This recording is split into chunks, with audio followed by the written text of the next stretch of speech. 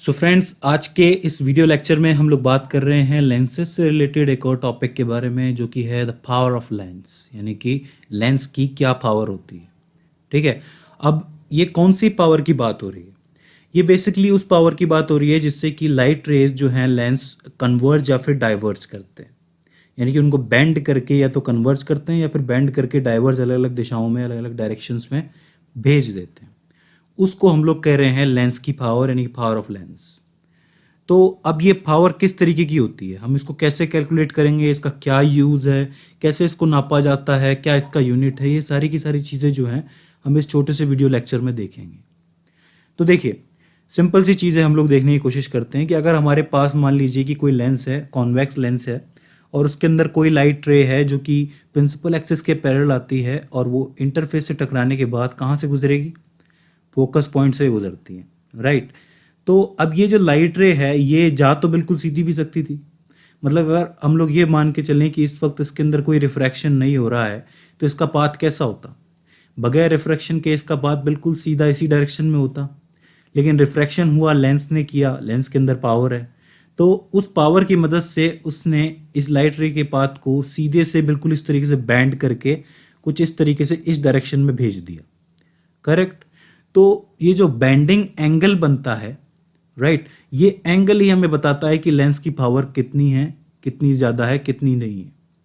Correct. इसका मतलब power of lens की डेफिनेशन क्या हुई कि power of lens is the capacity और एबिलिटी टू कन्वर्ज और डाइवर्ज लाइट रेज। सो अब यहाँ पे आप लोगों के मन में एक सवाल होगा कि भाई यहाँ पर मान लिया कि जो लाइट रे है रिफ्रैक्शन की वजह से बैंड कर गई, तो इसका मतलब लेंस के अंदर पावर है। अब ये कैसे पता चलेगा कि किस लेंस में कितनी पावर है, कि कितना बैंड होगा, कितना बैंड नहीं होगा? ये चीज़ हम लोग कैसे पता लगाएंगे? तो देखिए, इसके लिए हम लोग एक एग्जाम्पल ले सकते हैं। उस एग्जाम्पल के अंदर हम लोग दो लेंसेस लेंगे। यहाँ पर जो दो लेंसेस हम लोगों ने लिए हैं वो कॉन्वेक्स लेंस है, करेक्ट। और इन कॉन्वेक्स लेंस के अंदर अपना अपना आपको दिख रहा है कि प्रिंसिपल एक्सिस है, फोकस पॉइंट नज़र आ रहे हैं आपको, ज़्यादा कुछ नहीं है, बस ये 2 पॉइंट मैंने रखे हैं। अब क्या है कि कोई भी लाइट रे जो कि इस प्रिंसिपल एक्सिस के पैरेलल चलती है, मान लेते हैं कि पहला जो लेंस है उसकी जो फोकल लेंथ है वो 10 सेंटीमीटर है, और दूसरा वाला जो लेंस है उसकी फोकल लेंथ जो है वो 20 सेंटीमीटर है। तो पहले लेंस के अंदर कोई भी लाइट रे पैरेलल चलती हुई आई प्रिंसिपल एक्सिस के, और वो इस इंटरफेस से टकरा के कहाँ से गुजरेगी? इस फोकस पॉइंट से गुजरेगी। तो वो फोकस पॉइंट से गुजर गई। अगर इसके अंदर रिफ्रैक्शन नहीं होता तो इसका पाथ कुछ ये होता है, लेकिन चूंकि इसके अंदर रिफ्रैक्शन हुआ है तो वो इस पाथ से गई है, मतलब फोकस वाले पाथ से गई है। सेम चीज़ हम लोग दूसरे वाले लेंस पे करते हैं। दूसरे वाले लेंस की मान लेते हैं कि 20 सेंटीमीटर हम लोगों ने मानी है जो फोकल लेंथ है।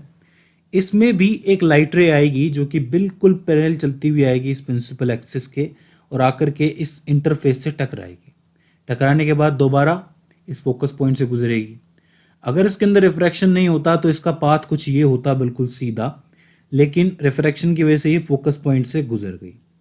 अब यहाँ पर आप लोग देख सकते हो कि पहले वाले लेंस के अंदर जो एंगल बना है थीटा 1 मान के चलते हैं, वो इतना है, करेक्ट। और ये जो दूसरा वाला जो हमारा लेंस है उसके अंदर जो ये लाइट फोकस से गुजर रही है, उसमें ये जो एंगल बना है उसको मान लेते हैं थीटा 2। अब आप मेरे को ये बताइए कि इस लाइट रे की जो बेंडिंग हो रही है वो सबसे ज़्यादा कहाँ हो रही है? इस पहले वाले लेंस में हो रही है। इस पहले वाले लेंस में लाइट रे की बेंडिंग ज़्यादा हो रही है। क्या कारण है उसका? तो आप लोग सीधे सीधे बता सकते हो कि भाई इसकी फोकल लेंथ कम है, तो मतलब इसको क्या है, कम डिस्टेंस तय करना था। कम डिस्टेंस तय करना था तो ये पास से गुजर गया, इसमें से गुजर गया, इसलिए ये ज़्यादा बैंड दिख रहा है। और इसकी दूसरे वाले की जो फोकल लेंथ है वो ज़्यादा है, तो क्या हुआ कि जैसे ही ये जो लाइट रे गई तो इसको ज़्यादा सफ़र तय करना पड़ा, तो ये हमें दिख रहा है कि कम एंगल बना रहा है, कम बैंड होते हुए जा रहा है। विच मीन्स कि पावर ऑफ लेंस यानी कि bending of light depends on focal length of the lens. मतलब ये हो गया कि जिस किसी लेंस की फोकल लेंथ जितनी कम होगी, लाइट को उतना ही कम डिस्टेंस तय करना पड़ेगा, तो वो उतनी ही ज़्यादा बैंड हो जाएगी। जैसे यहाँ पर 10 सेंटीमीटर, अगर ये 5 सेंटीमीटर होती तो और ज़्यादा बैंड होकर के निकलती कि नहीं, राइट, कुछ इस तरीके से। और अगर डिस्टेंस ज़्यादा होता, मान लीजिए कि 30 या 40 सेंटीमीटर होता, तो बिल्कुल ही कम बैंड करती। तो इसका मतलब क्या हुआ कि जिस लेंस की जितनी कम फोकल लेंथ होगी उतनी ही ज़्यादा उसकी पावर होगी।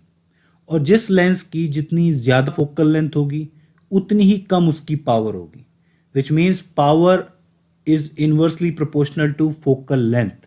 तो इसका मतलब पावर का जो फॉर्मूला है वो लिख सकते हो आप लोग कि power of the lens P is equals to में 1 में focal length of the lens F। P is equals to में 1 में F। करेक्ट। तो इसका मतलब पावर को नापने के लिए अगर आप चाहते हैं किसी लेंस की पावर मुझे पता चले तो आपको इस फॉर्मूले का यूज़ करना पड़ेगा। तो आप लोग कहोगे P इज इक्वल्स टू में 1 में F, तो समझ में आ गया स्मॉल f। लेकिन ये M क्या है? वेल ये मीटर है। देखिए कभी भी जब भी आप लोग पावर को नापोगे तो आप लोगों को हमेशा जो यहाँ पर लेंथ दे रखी है, मतलब फोकल लेंथ दे रखी है, आपको दे रखी है 10 सेंटीमीटर या 20 सेंटीमीटर, तो इस सेंटीमीटर को आप लोगों को बदलना पड़ेगा मीटर के अंदर। मीटर में बदलेंगे तब जाकर के पावर की वैल्यू निकल के आएगी सही सही। तो आप पूछेंगे भाई मीटर में क्यों करें हम लोग? तो देखिए इसका कारण है the unit of power. Power का जो यूनिट होता है वो होता है मीटर इनवर्स या फिर डायप्टर। डायप्टर जो है वो इसका एसआई यूनिट है। तो अगर हमें इस एसआई यूनिट के अंदर वैल्यू चाहिए तो हमें इस फोकल लेंथ की जो यूनिट है उसको भी तो एसआई यूनिट में कन्वर्ट करना पड़ेगा। करना पड़ेगा कि नहीं? बिल्कुल करना पड़ेगा। तो हमें पता है कि फोकल लेंथ का जो एसआई यूनिट होता है वो क्या होता है? मीटर होता है। करेक्ट। तो इसका मतलब एफ को आपको मीटर में चेंज करना पड़ेगा। जैसे कि यहाँ पर पहले वाले लेंस की जो आपको फोकल लेंथ 10 सेंटीमीटर दे रखी है, तो 10 सेंटीमीटर दे रखी है तो इसको मीटर में चेंज कर दीजिए, यानी कि P इज इक्वल टू में 1/0.1 मीटर। कोई दिक्कत नहीं है। 0.1 में से अगर आप इसको सॉल्व करोगे तो आपके पास निकल के आएगा 10D, यानी कि 10 डायप्टर, जिसको आप लोग 10 मीटर इनवर्स भी लिख सकते हो। इसको मीटर इनवर्स आप लोग इसलिए याद रखिए जिससे कि आपको याद रहे कि इस फोकस को यानी कि इस फोकल लेंथ को आपको मीटर में चेंज करना। ऐसे तो डायप्टर आपको रह जाएगा याद, लेकिन अगर मीटर में चेंज करना याद ना रहे तो इसको ये बात कर लेना कि भाई मीटर इनवर्स होती है आपके पावर की यूनिट। ठीक है, इससे आपको ये चीज़ याद रहेगी। तो इस तरीके से आप लोग किसी भी लेंस की पावर को नापते हो, यानी कि कैसे? जिसकी फोकल लेंथ कम है उसकी पावर ज़्यादा है, जिसकी फोकल लेंथ ज़्यादा है उसकी पावर कम है। तो यहाँ से अगर आप लोग डायप्टर की डेफिनेशन दो तो आप दे सकते हो कि जब आपके एक लेंस की जो फोकल लेंथ है वो 1 मीटर की हो तो उस लेंस का जो पावर होगा उसको आप 1 डायप्टर कहोगे, यानी कि 1 dioptre is the power of the lens of focal length 1 metre. ठीक है, तो इस चीज़ को आपको याद रखना है। ठीक है, ये फॉर्मूला क्या है, इसकी यूनिट क्या है? एक है डायप्टर, दूसरी है मीटर इनवर्स। ठीक है, अब इसी पावर को आप लोग कहते हो नंबर, यानी कि कोई कहता है ना कि मेरे चश्मे का नंबर ये है या मेरे चश्मे का नंबर वो है, प्लस में है कि माइनस में है। तो उसका क्या मतलब है? उसका ये मतलब है कि भाई उसके जो लेंस की पावर है वो इतनी है। तो अब यहाँ पे माइनस प्लस का क्या है कि भाई किसी का नंबर माइनस में है, किसी का नंबर प्लस में है।